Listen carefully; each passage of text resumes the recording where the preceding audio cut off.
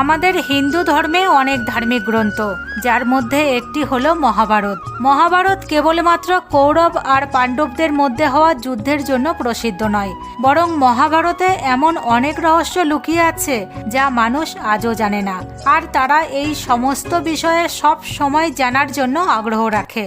মহাভারতের একটি মুখ্য ভূমিকা ছিল দ্রৌপদীর, যে 5 পাণ্ডবের স্ত্রী ছিল। হয়তো আপনাদের মধ্য থেকে অনেক মানুষ আজও এটা জানে না দ্রৌপদীর বিবাহ 5 পাণ্ডবের সাথে কিভাবে আর কেন হয়েছিল। এরই সাথে দ্রৌপদী 5 পাণ্ডবের সাথে কিভাবে স্ত্রী ধর্মের পালন করত। কারণ আমাদের হিন্দু ধর্মে কোনো স্ত্রী সম্মানপূর্বক কেবলমাত্র একজন পুরুষের সাথেই ফুলসজ্জা করতে পারে। তাহলে দ্রৌপদী 5 পাণ্ডবের সাথে তার ফুলসজ্জা কিভাবে করেছিল, আর এর জন্য কি কি নিয়ম তৈরি করা হয়েছিল। যদি আপনিও জানতে চান মহাভারতের এই রহস্যের সম্পর্কে, তাহলে ভিডিওর শেষ পর্যন্ত অবশ্যই আমার সঙ্গে থাকুন। নমস্কার, আবারও একটি নতুন ভিডিওতে আপনাদের সবাইকে স্বাগত।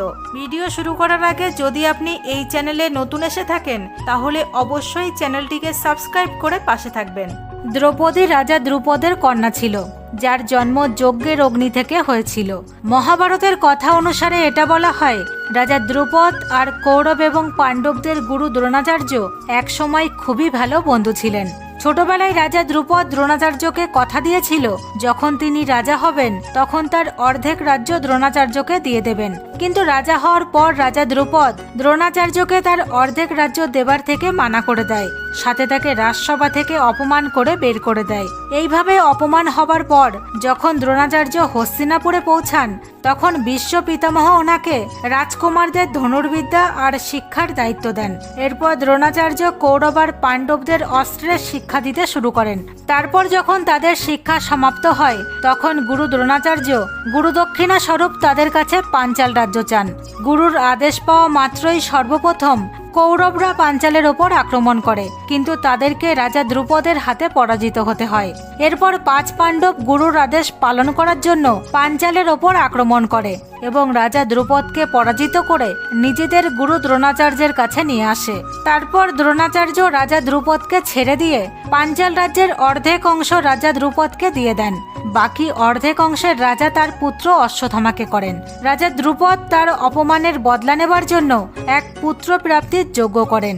সেই যজ্ঞে তার একটি পুত্রের প্রাপ্তি অবশ্যই হয়, কিন্তু তার সাথে সাথে একটি কন্যারও প্রাপ্তি হয়। তিনি তার পুত্রের নাম রাখেন দৃষ্টিদুম্ন আর কন্যার নাম দেন দ্রৌপদী। দ্রৌপদীকে রাজা দ্রৌপদ যজ্ঞের কুণ্ড থেকে পেয়েছিলেন। এর কিছু সময় পর দ্রৌপদী যখন একটু বড় হয়, তখন তার স্বয়ংবরের আয়োজন করলেন এবং রাজা দ্রৌপদ তার কন্যার স্বয়ংবরের ঘোষণা করলেন। সেই সময় কুন্তী তার 5 পুত্রের সাথে ব্রাহ্মণ বেশে জঙ্গলে থাকতেন। যখন 5 পাণ্ডব এই কথা জানতে পারেন রাজা দ্রৌপদের কন্যা দ্রৌপদীর স্বয়ংবর করা হচ্ছে, সেখানে শ্রীকৃষ্ণও থাকবেন, তখন 5 পাণ্ডব শ্রীকৃষ্ণের দর্শন করার জন্য স্বয়ংবরে গেলেন। রাজা দ্রৌপদ তার কন্যার স্বয়ংবরে একটি শর্ত রেখেছিলেন, যার অনুসারে একটি বড় যন্ত্রে একটি মাছকে রাখা হয়েছিল। সেই মাছ এদিক ওদিক ঘুরে বেড়াচ্ছিল। শর্ত অনুযায়ী সেই ঘোড়া মাছের ছায়া দেখে তার চোখে তীর মারতে হবে, আর যে এই শর্ত পূরণ করতে পারবে তার সাথেই দ্রৌপদীর বিবাহ করানো হবে। এই স্বয়ংবরে আগত সমস্ত রাজারা সেই মাছের চোখে নিশানা লাগানোর চেষ্টা করে, কিন্তু কেউই সফল হতে পারে না। অসফল লোকেদের মধ্যে কৌরবদের পক্ষ থেকে জরাসন্ধ, দুর্যোধন, দুঃশাসন, শিশুপাল আরও অনেক কৌরবরা ছিলেন। এই সমস্ত বীরেরা অসফল হবার পর ব্রাহ্মণের বেশ ধারণ করা অর্জুন তার গুরুর শিক্ষার মান রাখার জন্য সেই মাছের ছায়া দেখে নিশানা লাগিয়ে দেয়। এরপর দ্রৌপদী এগিয়ে আসে আর অর্জুনের গলায় মালা পরায়। রাজা দ্রৌপদ তখন দ্রৌপদীকে অর্জুনের দায়িত্বে ছেড়ে দেন। অন্যদিকে রাজা দ্রৌপদ দ্রৌপদীর জন্য চিন্তিত ছিলেন, যেহেতু তার কন্যার বিবাহ তার পছন্দ অনুযায়ী হয়েছিল না। কিন্তু রাজা দ্রৌপদ এটা অবশ্যই জানতেন তার কন্যার বিবাহ এক পরাক্রমী রাজকুমারের সাথে হয়েছে।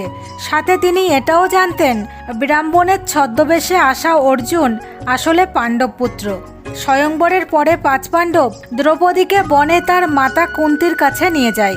যখন অর্জুন কুঠিরের দরজায় পৌঁছায়, তখন তার মাতা কুন্তীকে সে আওয়াজ দিয়ে বলে, দেখো মাতা, আজকে তোমার জন্য আমরা ভিক্ষাতে কি নিয়ে এসেছি।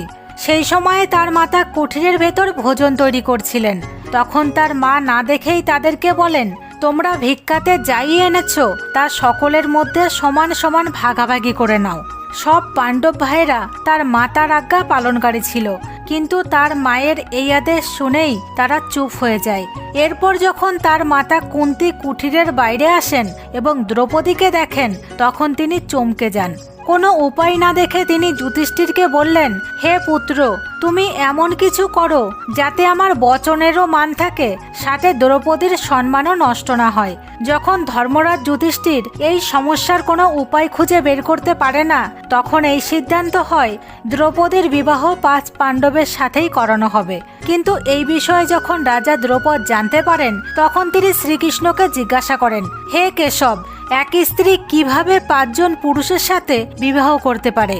এটা তো হিন্দু ধর্মের মর্যাদার বাইরে। তখন মহর্ষি বেদব্যাস রাজা দ্রৌপদকে বললেন, দ্রৌপদী তার পূর্বজন্মে ভগবান শিবের কাছে এই বরদান চেয়েছিলেন। ভগবান শিবের সেই বরদানের কারণেই এই সমস্যার সৃষ্টি হয়েছে। মহর্ষি বেদব্যাসের বোঝানোর পর রাজা দ্রৌপদ তার কন্যার বিবাহ 5 পাণ্ডবের সাথে করান। সর্বপ্রথম 5 পাণ্ডবের বড় ভাই যুধিষ্ঠিরের সাথে দ্রৌপদীর বিবাহ করানো হয়। দ্রৌপদী তার প্রথম ফুলসজ্জা যুধিষ্ঠিরের সাথেই করেছিল। এরপর দ্রৌপদীর বিবাহ ভীমের সাথে হয় এবং দ্রৌপদী ভীমের সাথে ফুলসজ্জা করে। এইরূপ অর্জুন, নকুল, সহদেবের সাথে দ্রৌপদীর বিবাহ হয়, আর দ্রৌপদী তাদের 3 জনের সাথেও ফুলসজ্জা করে।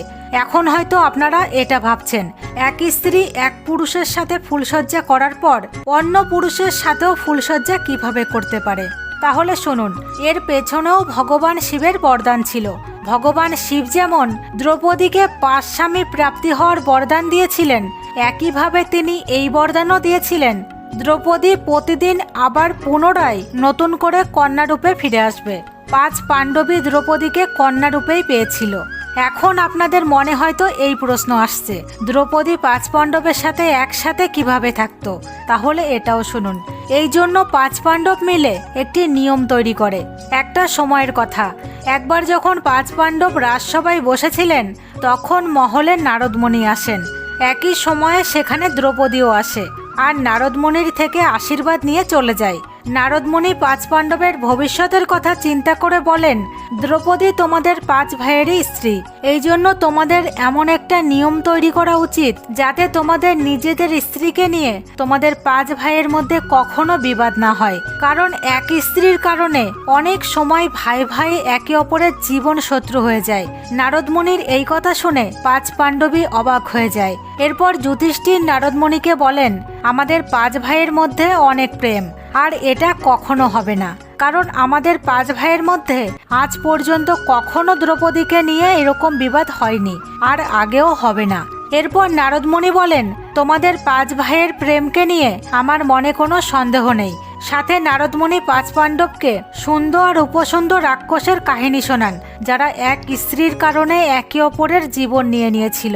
সুন্দর উপসুন্দর 2 রাক্ষস ভাই ছিল, যারা একবার ভগবান ব্রহ্মার কঠোর তপস্যা করে ওনার থেকে বরদান প্রাপ্ত করেছিল। তারা একে অপরকে ছাড়া অন্য কেউই এই সংসারে তাদেরকে বধ করতে পারবে না। এই 2 রাক্ষস ব্রহ্মার আশীর্বাদ পাওয়ার পর পৃথিবীতে তাণ্ডব শুরু করে আর সকলের মধ্যে হাহাকার সৃষ্টি করে দেয়। আর এরপর এর সমাধানের জন্য ভগবান ব্রহ্মা বিশ্বকর্মার সহায়তায় তিলোত্তমা নামের এক অপ্সরার রচনা করেন। তিলোত্তমা এত সুন্দরী ছিল যে তার সৌন্দর্যে সুন্দর এবং উপসুন্দর 2 ভাই মোহিত হয়ে যায়, আর এর জন্য তারা নিজেদের মধ্যে যুদ্ধ শুরু করে। আর সেই যুদ্ধ এত বেশি বেড়ে যায় যে তিলোত্তমার কারণে তারা একে অপরের জীবন নিয়ে নেয়।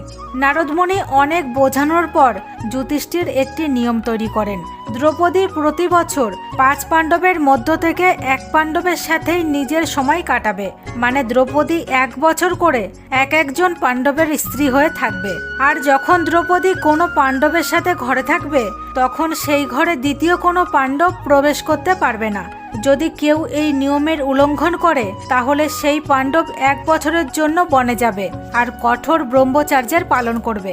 এক সময় এমনও আসে যখন দ্রৌপদী যুধিষ্ঠিরের সাথে ঘরে বসেছিল, আর অর্জুন ভুল করে সেই ঘরে তার ধনুক ফেলে এসেছিল। যখন অর্জুন সেই ঘরে ধনুক নেবার জন্য যায় তখন সে না বুঝেই সেই নিয়মের উল্লঙ্ঘন করে ফেলে। সেই সাথে তাকে 1 বছরের জন্য বনে গিয়ে কঠোর ব্রহ্মচর্যের পালন করতে হয়। কমেন্টে অবশ্যই বলবেন এই ভিডিওটি দেখার আগে মহাভারতের এই বিষয়ে কি আপনার জানা ছিল। আশা করব আমার আজকের এই ইন্টারেস্টিং ভিডিওটি আপনাদের পছন্দ হয়েছে এবং অবশ্যই আপনারা এই ভিডিওটিকে আপনাদের বন্ধুদের সাথে অনেক অনেক শেয়ার করবেন। ধন্যবাদ।